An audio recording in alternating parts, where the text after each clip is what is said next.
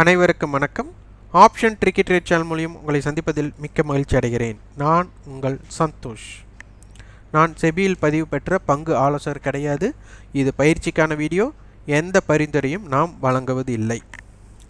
முதல் அனைவரும் ஒரு சில விஷயத்தை புரிஞ்சுக்கணும். ஆப்ஷன் ட்ரேடிங் யாருக்காக? பையருக்கா செல்லருக்கா? இதை ஃபஸ்ட் நம்ம புரிஞ்சுக்கணும். இது எதற்காக ஆரம்பிக்கப்பட்டது அப்படின்னு தெரிஞ்சுக்கிட்டாலே என்ன மாதிரி வியாபாரம் செய்யலாம் அப்படிங்கிறத தெரிஞ்சுக்கலாம். நம்மளுக்கு பார்த்திங்கன்னா ஈக்விட்டி மார்க்கெட் அப்படின்னு ஒன்று இருக்குது. அடுத்து ஃபியூச்சர் செக்மெண்ட்டுன்னு ஒன்று இருக்குது. அடுத்து ஆப்ஷன் செக்மெண்ட்டுன்னு இருக்குது.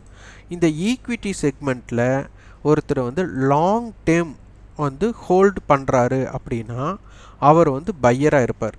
அப்போ அவர் பை பண்ணும்போது அதை டைரெக்டாக அவர் செல் பண்ணிட்டாருன்னா அவர் அந்த நிறுவனத்திடம் இருக்கிற உரிமையை இழந்து விடுவார். ரைட்ஸை இழந்துடுவாங்க. அப்போ அந்த ரைட்ஸை அவர் இழக்கக்கூடாது. சப்போஸ் அவரோட ஆப்போசிட் டைரக்ஷனில் மூவ் ஆகுது, அதாவது மதிப்பு இழப்பு ஏற்படுது அப்படின்னா அந்த மதிப்பை தடுக்கிறதுக்காக பயன்படுத்தக்கூடிய பொருள் தான் ஃபியூச்சர் செக்மெண்ட்டும் ஆப்ஷன் செக்மெண்ட்டும். இதுதான் நம்ம ஹெட்ஜ் சொல்லுவாங்க. இது ரொம்ப பெரிய டீப் டாபிக். அதை நான் சிம்பிளாக சின்னதாக நம்ம சொல்லியாச்சு. அப்போது ரைட்ஸை இழக்கக்கூடாது, ஆனால் அந்த மதிப்பு இழப்பிலிருந்து அவர்கள் தப்பிக்க வேண்டும். அதற்காக ஆரம்பிக்கப்பட்டது தான் நம்மளுக்கு ஃபியூச்சர் மற்றும் ஆப்ஷன் செக்மெண்ட். அப்போ இதில் நினச்சி பாருங்கள், ஒரு கேபிட்டலை இங்கே பை பண்ணி வச்சுருக்காரு, லாங் பண்ணி வச்சுருக்காரு அப்படின்னா, லாங் பொசிஷனில் இருக்கார் அப்படின்னா அப்போ அவர் என்ன பண்ணுவார்? அவரோட மதிப்பிழப்பை தடுக்கிறதுக்கு ஒன்று காலை செல் பண்ணுவார், அல்லது புட் ஆப்ஷனை பை பண்ணுவார். இதில் ஏதோ ஒன்று அவர் செயல்படுத்த போகிறார் அவரோட முதலீட்டை காப்பாற்றுவதற்காக. ஆனால் இங்கே ஒரு பொருள், அவர்களுடைய மதிப்பு பொருள் அவர் பை பண்ணியிருக்காரு, லாங் பொசிஷன் ஈக்விட்டியில் எடுத்திருக்காரு அப்படின்னா அவரிடமிருந்து மணி, அவர் கட்டிருக்கிற மணி என்ன ஆகும் அப்படின்னா அவுட் சைடு ஆகும், அதாவது வெளியில் போகும். அப்போது மீண்டும் அதுக்கு பாதுகாப்புக்கோசரம் ஒரு விஷயத்தை கால் ஆப்ஷனையோ அல்லது புட் ஆப்ஷனையோ அவர் பை பண்ணுறாரு அப்படின்னா மீண்டும் நம்ம கட்டிருக்கிற மணி அப்படிங்கிறது வெளியில் தான் போகும், அவுட் சைடு தான் போகும். அப்போ அது நம்மளுக்கு பாதுகாப்பு கிடையாது. அப்போ அதனால் என்ன பண்ணுவாங்க அப்படின்னா இதை செல் செய்வாங்க. அப்போ செல் செய்கிறதுனால ஆப்ஷனை, கால் ஆப்ஷனையோ அல்லது புட் ஆப்ஷனையோ செல் செஞ்சால் அதனுடைய ப்ரீமியம் அவர்களுக்கு உண்டான கேபிட்டலாக மாறிவிடும். அதாவது கேபிட்டல்னால் அந்த லாஸ் ஆர் என்ன ரிஸ்க் இருக்கோ அந்த ரிஸ்க் ரிவார்டு அவங்களுக்கு கிடைச்சிடும். அப்போது இது எதற்காக ஆரம்பிக்கப்பட்டது அப்படின்னா ஒரு செல்லிங் பர்பஸுக்கோசரம் கொண்டு வரப்பட்ட விஷயம். அது எப்படி அப்படின்னா, இப்போ ஒரு எக்ஸாம்பிளுக்கு நான் ரொம்ப ஷார்ட்டாக முடிக்க பார்க்குறேன். இப்போ ஃபியூச்சர் 17,694 இருக்குது. இப்போ 17,694 ஒருத்தர் வாங்கிட்டாங்க, பை பண்ணியிருக்காங்க, ஃபியூச்சரை பை பண்ணிட்டாங்க அப்படின்னா இப்போது நம்மளுக்கு நிஃப்டியோட ஆப்ஷன்ஸை செல் பண்ணுறாரு. ஒரு எக்ஸாம்பிளுக்கு எடுத்துக்கலாம். அப்போ எக்ஸாம்பிளுக்கு அதை செல் பண்ணுறாரு அப்படிங்கும்போது அவர் 17,700 காலையே செல் பண்ணுறாரு. இப்போ 17,700க்கு ஃபியூச்சரை பை பண்ணிட்டார். இப்போ 17,700 கால் 146 ரூபாய் இருக்குது. அப்போ இந்த 146 ரூபாயை அவர் செல் பண்ணிட்டாரு அப்படின்னா இந்த 17,700 மைனஸ் 146 அப்போ என்னாகும்? 17,554. அப்போது ஃபியூச்சர் 17,554க்கு கீழே போனால் தான் இவருக்கு லாஸ் ஏற்படும். ஓகே, அடுத்தது இவருக்கு 17,700 ப்ளஸ் 146 அப்போ என்ன அர்த்தம்? 17,846. அப்போ 17,846க்கு மேலே எவ்வளவு போயிட்டாலும் இவருக்கு உண்டான ப்ராஃபிட் 146 ரூபா தான். அப்போது இதற்காக இது சும்மா ஒரு இதுலேயும் பல ஸ்ட்ராட்டஜி இருக்குது. ஒரு சிம்பிளாக புரிஞ்சுக்கிறக்கோசரம் கொண்டு வரப்பட்டது தான். அப்போது இந்த இடத்துல என்ன ஆகுனா, பல விஷயத்தை உள்ளே கொண்டு வருவாங்க. ஒன்று வேல்யூம் பேஸ்டா, ஓப்பன் இன்ட்ரெஸ்ட் பேஸ்டா, ஓப்பன் இன்ட்ரெஸ்ட் சேஞ்ச் பேஸ்டா, என்ன வேணாலும் கொண்டு வரலாம். இப்போ இந்த இடத்துல பாருங்கள், 17,700 கால், அதில் வேல்யூம் பார்த்திங்கன்னா நம்மளுக்கு எவ்வளவு வேல்யூம் அப்படிங்கிறத பாருங்கள். அதே மாதிரி 18,000 அதில் வேல்யூம் பாருங்கள். 18,500 பாருங்கள். 19,000 பாருங்கள். எல்லாமே வேல்யூம் எப்படி நடக்குது அப்படின்னு பார்த்தீங்கன்னா உங்களுக்கு புரிதல் ஏற்படும். இப்போ 19,000 வேல்யூம் பார்த்திங்கன்னா நம்மளுக்கு கிட்டத்தட்ட 7,14,000 கான்ட்ராக்ட்ஸ் வேல்யூம் ஆயிருக்கு. 46,000 வந்து ஓப்பன் இன்ட்ரெஸ்ட் சேஞ்ச் ஆயிருக்கு. 1,80,000 ஓப்பன் இன்ட்ரெஸ்ட் கான்ட்ராக்ட் பில்டப் ஆயிருக்கு.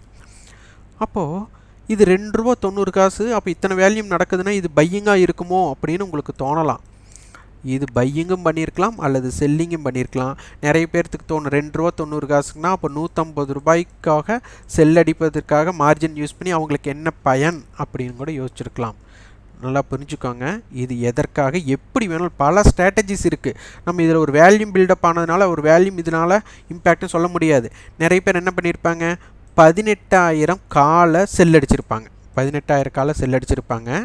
அவங்க மார்ஜினை குறைக்கிறக்கோசரம் இந்த ₹2.90 பை பண்ணி அவங்க மார்ஜினை கிட்டத்தட்ட ஒரு 30 to 50% ரிடியூஸ் பண்ணுவாங்க. இப்போது ₹1,00,000 ஆகுது அப்படின்னா ஒரு மார்ஜின், நான் எக்ஸாம்பிளுக்கு சொல்கிறேன், இதெல்லாம் ஃபிக்ஸடாக சொல்லலை. ₹1,00,000 ஒரு மார்ஜின் ஆகுதுன்னா இதை செல் பண்ணிவிட்டு 18,000 காலை செல் பண்ணிவிட்டு 19,000 காலை பை பண்ணுறாங்க அப்படின்னா அவங்களோட மார்ஜின் வந்துட்டு பாதியாக குறையக்கூடிய வாய்ப்புகள், இல்லை 30%, 20% ஆக மொத்தம் மார்ஜின் கம்மியாகும். ஏன்னா எதுவுமே நான் எக்ஸாக்டாக சொல்லலை. அப்போ ₹51 செல் பண்ணுறதுனால மார்க்கெட் வந்து 18,000க்கு மேல் செல்லாத வரை, 18,000க்கு கீழே இருக்கிற வரை இது ஜீரோவாக மாறிடும்.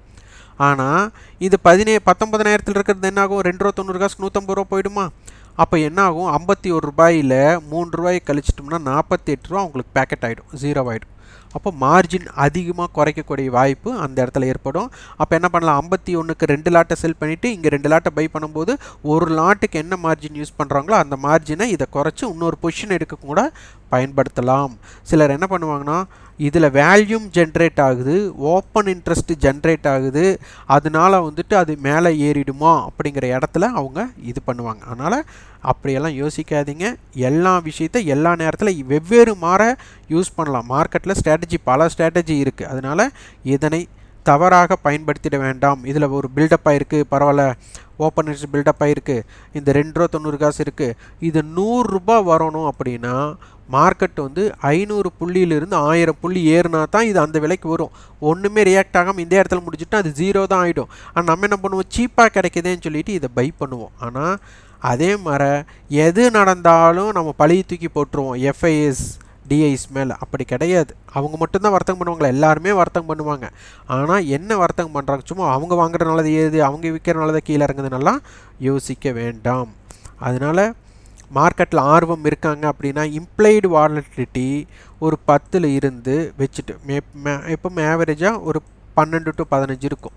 இது 10க்கு குறைவாகவோ அதற்கு மேற்பட்டு இருந்தால் சந்தையோட தாக்கம் மாறுபடும். அதே மாதிரி ஸ்பாட்டுக்கும் ஃபியூச்சருக்கும் உண்டான ப்ரீமியத்தை பேஸ் பண்ணும்போது மாறுபடும். இப்போ 17,600 ஸ்பாட் இருக்குது, 17,694 ஃபியூச்சர் இருக்குது அப்படின்னா இது வந்து கிட்டத்தட்ட 90 புள்ளிகள் ப்ரீமியத்தில் இருக்குதுன்னு அர்த்தம். அப்போ ப்ரீமியத்தில் இருக்கும்போது, அதிகமான ப்ரீமியத்தில் இருக்கும்போது இங்கே இம்ப்ளைடு வாலட்டிலிட்டி குறைவாக இருந்தால் அதற்கு தகுந்த மாதிரி மார்க்கெட்டோட மூமெண்ட் மாறும். அதனால் ஒவ்வொன்றுக்கும் தொடர்புண்டு. ஸ்பாட்டுக்கும் ஃபியூச்சருக்கும் ப்ரீமியம் அதிகரித்து ஓப்பன் இன்ட்ரெஸ்ட்டும் அதிகரிச்சதுன்னா அதற்கு ஒரு வாய்ப்பு இருக்கும். ஸ்பாட்டுக்கும் ஃபியூச்சருக்கும் டிஸ்கவுண்டில் இருந்து ஓப்பன் இன்ட்ரெஸ்ட் அதிகமாச்சுனாலும் அதற்கு தகுந்த மாதிரி மூமெண்ட் மாறும்.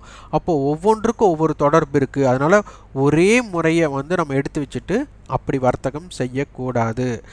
உடனே நம்ம இதில் வந்துட்டு பார்த்திங்கன்னா மார்க்கெட்டில் வந்துட்டு இங்கே ஓப்பன் இன்ட்ரெஸ்ட் கம்மியாயிருச்சு அதனால் எக்ஸிட் ஆகிட்டாங்க அப்படிங்கிற மாதிரி எல்லாம் கொண்டு போகக்கூடாது, நெகட்டிவில் இருக்காங்கிட்டு.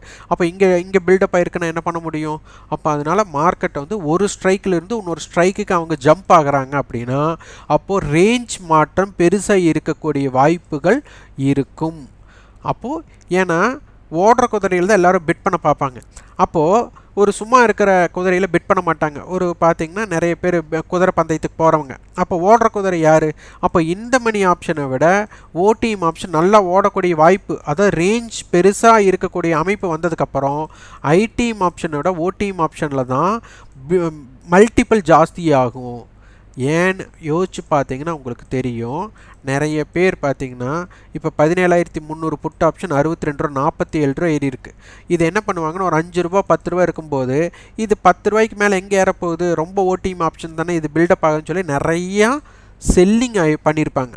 அப்போ என்ன ஆகும், மார்க்கெட் அந்த ரேஞ்ச் பக்கமாக போக போக அவங்களுக்கு பயம் வந்து பேனிக்கில் அவங்க கவர் பண்ணுவாங்க, அவங்க செல்லை வந்து பையிங்காக மாற்றுவாங்க. அப்போ என்னாகும், மார்க்கெட்டோட மொமெண்டம் தாறுமாறாக போக ஆரம்பிச்சிடும். அதனால் ஒரு செல்லர், ஆப்ஷன் செல்லர் பேனிக் ஆனால் மட்டும்தான், அவங்க பேனிக் ஆனால் மட்டும்தான், பயந்தால் மட்டும்தான் ஆப்ஷன் பையருக்கு வாய்ப்பு, அவங்களுக்கு ஒரு சான்ஸ் இருக்குது. அதர்வைஸ், அதாவது அது இல்லாமல் இருந்ததுன்னா ஆப்ஷன் செல்லருக்கு மட்டும்தான். இது கொண்டு வரப்பட்டதின் நோக்கமே ஆப்ஷன் செல்லருக்கு தான். நீங்கள் எந்த கண்ணாடி போட்டுட்டு பார்க்கணுன்னா ஆப்ஷன் வந்து செல் பண்ணினவங்களோட வியூவில் தான் மார்க்கெட்டை பார்க்க வேண்டும். அப்போ இவங்க பயந்து எப்போ கவர் பண்ணுவாங்களோ அந்த கவரிங் தான் பையருக்குண்டான சான்ஸ்னு புரிஞ்சுக்கிட்டு வியாபாரத்தை பார்க்க வேண்டும். அதனால் வேல்யூம் அதிகமாயிருச்சு, ஓப்பன் இன்ட்ரெஸ்ட் அதிகமாயிருச்சு, கான்ட்ராக்ட் அதிகமாயிருச்சு அப்படின்னு சொல்லிட்டு உடனடியாக ஒரு முடிவு எடுக்காதீங்க. ஏன்னா மார்ஜினை வந்து குறைப்பதற்காக ஒரு இடத்துல அவங்க இந்த மாதிரி ரியாக்ட் பண்ணுவாங்க. நியர்பை ஸ்ட்ரைக்கை வந்துட்டு செல் பண்ணிவிட்டு ரொம்ப டீப் ஓடிஎம் ஆப்ஷனை போய் பை பண்ணிடுவாங்க. அப்போ அதனால் ஓடிஎம் ஆப்ஷனில் பை நடக்குது அப்படிங்கிறதுக்காக இது அந்த ரேஞ்சு மட்டும் போய்விடும் அப்படிங்கிற எண்ணத்தில் கொண்டு வர வேண்டாம். அதனால் ஜாக்கிரதையாக இதனை ஒவ்வொன்றாக அணுவாக பார்த்து புரிந்து கொண்டு வியாபாரம் செய்ய முற்படுங்கள். ஆப்ஷன் வர்த்தகம் அப்படிங்கிறது ரொம்ப ரொம்ப அபாயமானது. அதனை புரிஞ்சுட்டு வியாபாரம் செய்கிறவங்களுக்கு ரொம்ப எளிமையாக மாறும். இந்த வீடியோ உங்களுக்கு பயனுள்ளதாக இருந்தால் லைக் பண்ணுங்கள், ஷேர் பண்ணுங்கள், சப்ஸ்கிரைப் பண்ணுங்கள். கண்டிப்பாக உங்களுக்கு ஃபீட்பேக்கை கமெண்ட் பாக்ஸில் பதிவு பண்ணுங்கள். நன்றி, வணக்கம்.